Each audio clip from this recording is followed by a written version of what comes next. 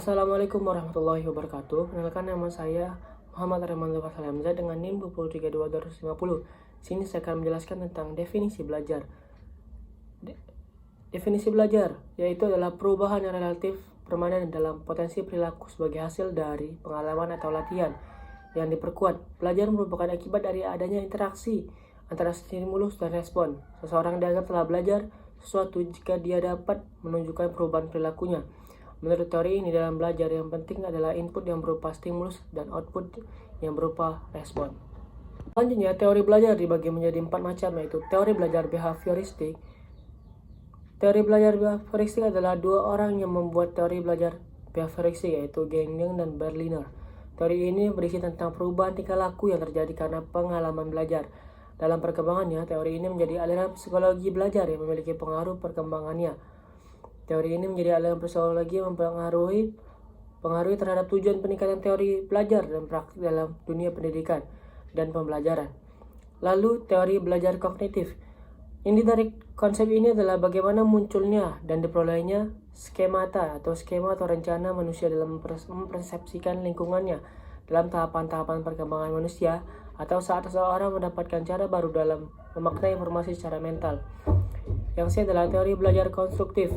Bahkan asalnya, teori konstruksi bukan bagian dari teori pendidikan. Sebenarnya teori ini bersumber dari filsafat, terutama filsafat ilmu. Dalam ilmu filsafat, hal yang dibahas atau dijelaskan teori ini adalah bagaimana proses terbentuknya pengetahuan manusia. Menurut teori konstruktivisme, pembentukan pengetahuan yang terjadi pada manusia berasal dari pengalaman-pengalaman yang telah dilewatinya.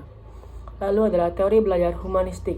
Teori belajar ini lebih cenderung melihat perkembangan pengetahuan dari sisi kepribadian manusia.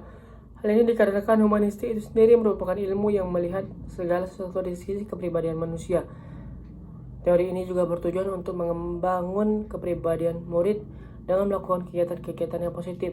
Hal ini bisa disebut dengan para pendidik atau guru yang mengajar atau mendidik menggunakan pendekatan humanistik. Lalu, untuk faktor-faktor belajar dibagi menjadi dua, yaitu faktor internal dan faktor eksternal. Untuk faktor eksternal sendiri, yang pertama adalah faktor jasmani atau faktor kesehatan. Proses belajar seseorang akan terganggu jika kesehatan seseorang terganggu. Selain itu, juga ia akan cepat lelah, kurang bersemangat, ngantuk jika badannya lemah, dan lain-lain sebagainya. Lalu, cacat tubuh adalah sesuatu yang menyebabkan kurang baik atau kurang sempurnanya mengenai tubuh atau badan siswa yang cacat belajarnya juga terganggu. Lalu, faktor psikologis. Yang pertama adalah intelijensi. Adalah kecakapan terdiri dari 3 jenis, yaitu kecakapan untuk menghadapi atau menyesuaikan ke dalam situasi yang baru dengan cepat dan efektif, mengetahui atau menggunakan konsep-konsep abstrak secara efektif, mengetahui relasi dan mempelajarinya dengan cepat. Lalu, perhatian. Menurut Ghazali adalah aktifan jiwa yang dipertinggi. Jiwa itu semata-mata tertuju pada suatu objek atau benda atau hal atau sekumpulan objek. Lalu, minat adalah kecenderungan yang tetap untuk memperhatikan dan mengenang beberapa kegiatan. Lalu yang D, bakat adalah potensi atau kecakapan dasar yang dibawa sejak lahir. Setiap individu mempunyai bakat dan berbeda-beda. Lalu, motivasi sebagai faktor inner atau batin, berfungsi menimbulkan, mendasari, mengarahkan perbuatan belajar. Motivasi dapat menentukan baik setidaknya dalam mencapai tujuan, sehingga semakin besar motivasi akan semakin besar kesuksesannya. Lalu, kematangan adalah suatu tingkat dalam pertumbuhan seseorang di mana alat-alat tubuhnya sudah siap untuk melaksanakan kecakapan baru. Lalu, kesiapan adalah kesediaan untuk memberi respon atau bereaksi. Kesiapan ini perlu diperhatikan dalam proses belajar. Lalu, untuk faktor eksternalnya dibagi menjadi dua. Yang pertama, faktor lingkungan sosial dan faktor lingkungan non-sosial. Faktor lingkungan sosial adalah yang termasuk lingkungan sosial, yaitu guru, para staf administrasi, teman-teman sekelas, teman, tetangga, dan masyarakat. Lalu, untuk faktor lingkungan non-sosial yang termasuk pada cangkupannya adalah gedung sekolah dan letaknya, rumah, tempat tinggal, alat belajar, keadaan cuaca, dan waktu. Lalu, implikasinya dalam penyusunan kurikulum. Kurikulum adalah sebagai salah satu bagian yang ada dalam sistem penyelenggaraan pendidikan. Pemaknaan ini biasanya menjadi tema bahasan dalam bidang pengelolaan. Kedua fungsi kurikulum dijadikan sebagai kegunaan dan manfaat dari kurikulum bagi pihak-pihak yang terlibat dalam aktivitas pendidikan. Untuk kepala sekolah adalah pemimpin dan manajer dalam penyelenggaraan pendidikan sekolah. Tugas kepala sekolah adalah sebagai pemimpin dalam pengelolaan pendidikan di sekolah, diantaranya dalam melakukan koordinasi dan supervisi pembelajaran dalam lingkup sekolah tersebut. Untuk guru, bagi guru kurikulum berfungsi sebagai pedoman dalam pelaksanaan proses pembelajaran yang menjadi tugas dan tanggung jawab Lalu untuk siswa adalah pihak yang menjadi pusat perhatian dalam proses pendidikan di sekolah. Dengan demikian, sejumlah informasi terkait dengan rencana-rencana atau program-program belajar apa yang akan ada dan harus dilaluinya harus sampai kepada siswa. Lalu yang siswa sebagai anggota masyarakat. Pelajar adalah sebutan kepada orang-orang yang sedang menjalani proses pendidikan dan pembelajaran. Dalam interaksi sosial, pelajar merupakan lapis yang istimewa. Hal ini dikarenakan fungsi strategis pelajar, yaitu penyampai kebenaran, agen perubahan, dan sebagai generasi penerus masa depan. Pelajar merupakan kalangan terdidik yang menjadi tumpuan serta harapan masyarakat di masa yang akan datang. Namun meskipun demikian, pelajar tidak boleh sedikit pun merasa eksklusif, apalagi memiliki jarak dengan lapisan masyarakat. Pelajar harus bisa menyentuh lapisan masyarakat yang paling bawah. Pelajar harus bisa sebagai bentuk tanggung jawabnya atas segala pengetahuan dan ilmu yang dimilikinya. Dalam hal ini, pelajar bertanggung jawab untuk memanifestasikan pengetahuannya terhadap segala permasalahan yang terjadi di masyarakat. Proses belajar dan pendidikan yang diterima oleh para pelajar akan menghasilkan kemajuan berpikir, keseriusan dalam menggali keilmuan, serta keikhlasan dalam mengaplikasikannya di dalam masyarakat. Untuk perkembangan peserta didik, banyak para ahli psikologi maupun ahli pendidik mendefinisikan perkembangan dengan berbagai cara sesuai dengan keilmuan yang dimilikinya. Namun, semua pendapat tentang perkembangan dapat disimpulkan berupa perubahan seseorang ke arah yang lebih baik atau lebih maju, lebih dewasa dan lebih matang. Nana Shadi menyimpulkan bahwa perkembangan itu adalah penyempurnaan dan peningkatan fungsi secara kualitas. Ciri-ciri perkembangan individu dapat diperhatikan di bawah ini. Yang pertama adalah seumur hidup atau lifelong, artinya tidak ada periode usia yang mendominasi perkembangan individu.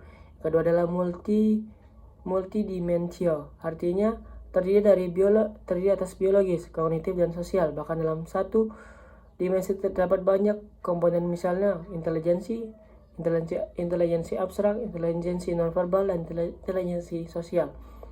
Yang ketiga adalah multidirection. Beberapa komponen dari suatu dimensi dapat meningkat dalam pertumbuhan, sementara komponen lain menurun. Misalnya orang dewasa tua dapat semakin arif, tetapi kecepatan memproses informasi lebih buruk. Yang keempat adalah lentur atau plastis, bergantung pada kondisi kehidupan individu. Lebih rinci lagi, ciri perkembangan dapat diperhatikan dari segi psikis dan segi fisik dan segi psikis. Untuk kebutuhan para remaja dan minat para remaja, kebutuhan dibagi menjadi 5. Untuk kebutuhan psikologis, termasuk di dalamnya adalah segala kebutuhan yang sangat diperlukan untuk dapat bertahan hidup, seperti makan, minum, tidur, dan sebagainya. Lalu kebutuhan akan rasanya aman, yaitu kebutuhan akan perlindungan terhadap bahaya, ancaman, dan penderitaan, baik keamanan dalam arti fisik maupun keamanan mental. Lalu kebutuhan sosial, yaitu kebutuhan untuk bersosialisasi dan berafiliasi dengan orang lain, atau kebutuhan yang berhubungan dengan orang lain atau ditimbulkan oleh orang lain hal-hal dari luar dirinya. Yang keempat adalah kebutuhan akan rasa keakuan, penghargaan, atau kemampuan diri. Kebutuhan ini bisa berkaitan dengan rasa percaya diri, kompetensi, kemampuan pengetahuan, bisa pula berupa reputasi atau status prestige, dikenal orang, penghargaan atau rasa hormat dari orang lain. Yang kelima adalah kebutuhan aktualisasi diri, yaitu merealisir potensi diri dan untuk mengembangkan diri secara berkelanjutan, serta untuk menjadikan dirinya sendiri. Lalu untuk minat belajar si remaja dibagi menjadi 7. Yang pertama adalah minat rekreasi, yaitu cenderung memperhatikan aktivitas rekreasi yang menuntut banyak pengorbanan tenaga. Banyaknya rekreasi yang diikuti remaja juga sangat dipengaruhi oleh derajat kepopuleran. Karena banyak jenis rekreasi yang memerlukan partisipasi kelompok sebaya, maka remaja yang mempunyai sedikit teman terpaksa memutuskan perhatian pada bentuk rekreasi yang bisa dilakukan sendiri, seperti olahraga, membaca, menonton film, mendengarkan radio, berpergian, hobi, memperbaiki alat elektronik, dan lain-lain. Lalu minat sosial adalah bagaimana seorang remaja peduli kepada lingkungan sosial, yang semuanya tergantung kepada kesempatan untuk mengembangkan minat, lalu tingkat kepopulerannya. Lalu minat pribadi.